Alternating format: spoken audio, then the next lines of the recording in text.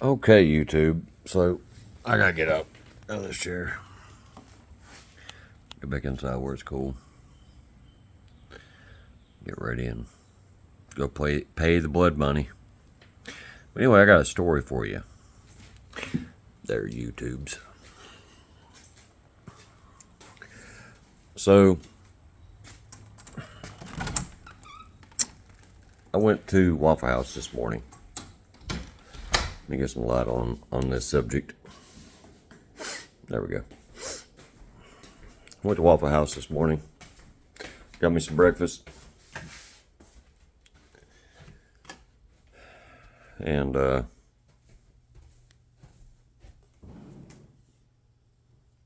well, let's just say that the Lord put some things on me that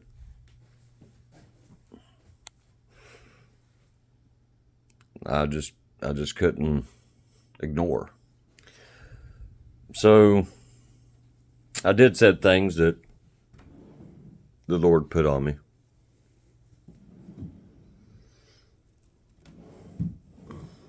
Which was, okay, so for the backstory, let's just call aces aces and spades spades. I'm white. If you couldn't tell that by now, well then you're awesome. But I am white. I'm a long beard country boy. And I'm trying to get my stuff together for work. Sorry. You know, because that's what us conservatives do. We get ready for work. Because we do work. But anyway, so I'm at the Waffle House. This is the start of the story. I'm sitting beside an old white man. He's probably 80, 90 years old. He's in that range. I mean, he might have been younger. I don't know. He didn't look it, but he was definitely up there in years. He was by himself. So it was put on me to take care of his tab. Just because maybe he was by himself and me and him had a conversation after, he didn't know I paid his tab. I didn't tell him I did. I wasn't looking for acknowledgement or anything else of that nature. So I paid the tab. And I let the waitress know that, hey, I'm going to get the tab. Just if he gives you a tip, then let him think that he paid the tab and let it be go. So that happened. And then I hear this little boy beside me. And I mean, he's a cute little boy. He's, talking to his, I guess it's his dad. I'm not going to assume anything. And either his grandma or whoever was sitting right beside me. I'm at the bar and they're at the booth right beside me. And they're a colored family. I don't know how else to say that because it's like I'm trying to be PC, but yet I really don't care because people are people. But anyway, I look over and I see this man interacting with this child. He got a smile on his face. They're having a good time, having a good breakfast. And then the Lord come to me again and was like, you need to do for them what you just did for him. And I was thinking about it. I was like, do I really have the money to do this?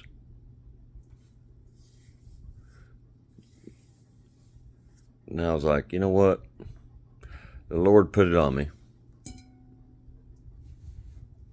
So I'm going to do it. I'll be all right no matter what. I'm going to do it. Because the Lord knows best. He's going to help you through whatever you do. And whatever he puts you in the middle of, he's going to make sure that you're all right. Because he put you there for a reason. So he's not going to let anything bad happen to you. So I was like, Okay. So again, I call the waitress over. She's the same waitress for me and the old man as for this family beside me. And I tell her, look, I'm going to get their ticket too. Just that she'd already put the ticket on their table. I was like, I'm going to get them too. So she nonchalantly comes over, grabs the ticket, puts it in front of me. I look at it. It weren't much, But I've already got a tab. Remind you, I've already got my breakfast, another man's breakfast, and then now this family's breakfast. So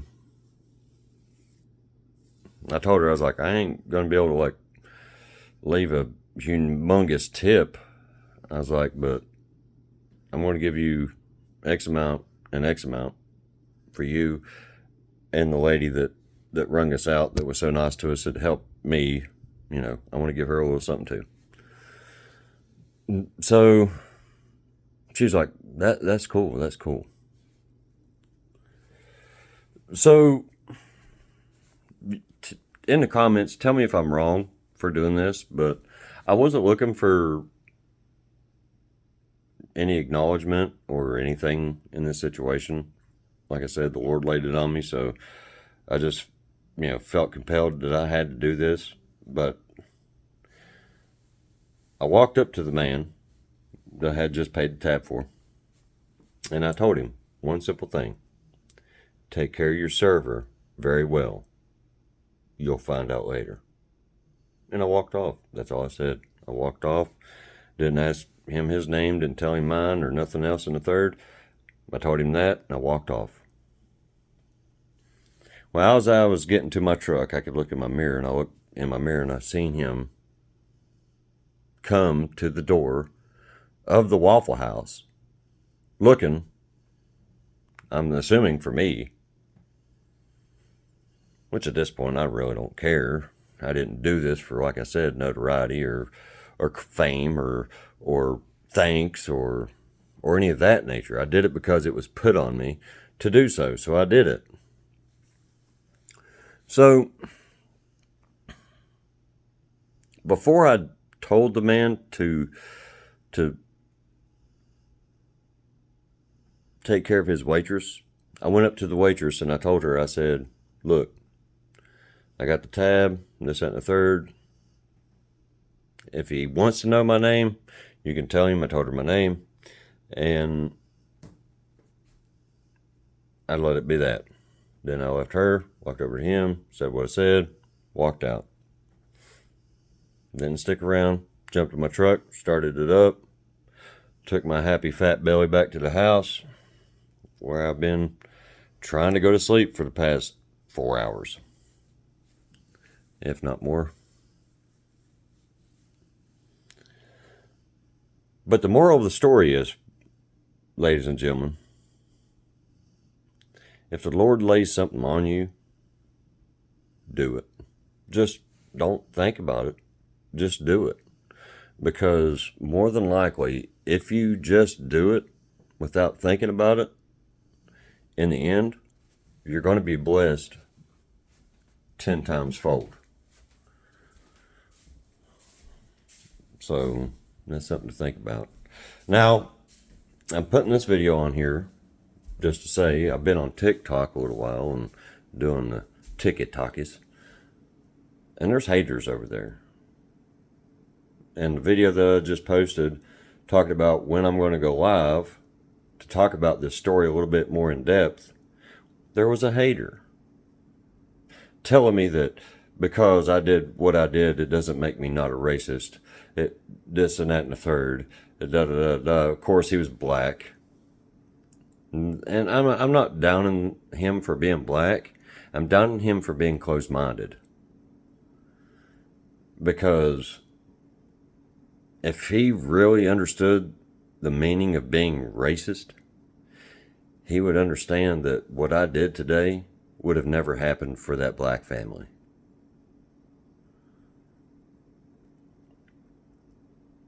I didn't do what I did for God's forgiveness, for being a racist or anything else. I did it because I love people of all creed and color.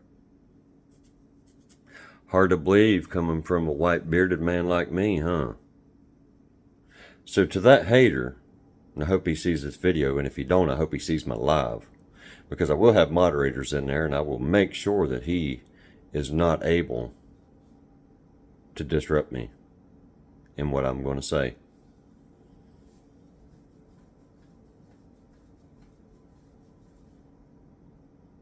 I don't do things because I feel bad or because I want to make sure that nobody thinks I'm a racist. I do things because the Lord puts it on me, and I do things because I care and love people, no matter what color they are. It doesn't matter. And if you're watching this video right now and you can't get down with that, then unfollow me, because I ain't got that many anyway. It doesn't matter. But if you do see this video and you're not following me, go ahead and follow me, because I'm going to have a bunch more stuff that may compel you and may interest you. We may not always agree on everything, but I guarantee you we can agree on some things. But one of them that I guarantee you, if you're anything like me, if God put you in a situation to do something, do it. Because the benefits that you will reap from that is way more than anything else that you'll ever do in life. Even if it's just the sheer joy of being able to help somebody, that's going to come back to you at some point. It may not be now, it may not be tomorrow, it may not be a year from now, but it's going to come back to you.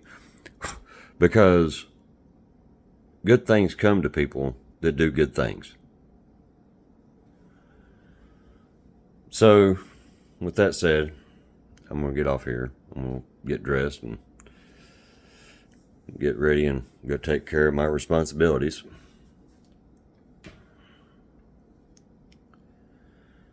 But, like I said, if God puts it on you, just do it. Don't think about it, just do it. There's so many stories out there of people that did things that the Lord had put on them, and it saved lives. I'm not saying that I saved a life today, but maybe, just maybe, I changed your mind. Anyway, I love you.